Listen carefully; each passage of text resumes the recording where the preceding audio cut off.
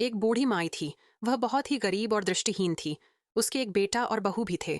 वह बूढ़ी माँ सदैव ही गणेश जी की पूजा किया करती थी। एक दिन गणेश भगवान प्रकट होकर उस बूढ़ी माई से बोले, बूढ़ी माँ, तुम्हें जो चाहिए सो मांग लो। बूढ़ी माँ बोली, मुझसे तो मांगा नहीं जाता, कैसे और क्या मांगू? तब गणेश जी बोले, अपने बेटे और बहू से पूछकर मांग लो। तब बूढ़ी माँ ने अपने बेटे और बहू से कहा, गणेश जी कहते हैं तुम कुछ मांग लो, तो क्या मांगू? बेटे ने कहा, माँ, तू धन मांग ले। बहू से पूछा तो बहू ने कहा, नाती मांग लो। तब बूढ़ी माँ ने सोचा, यह तो अपने अपने मतलब की बात रहे हैं।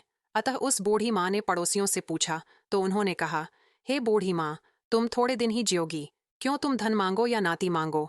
तुम तो अपनी आंखों की रोशनी मांग लो, जिससे तुम्हारी जिंदगी आराम से कट जाए।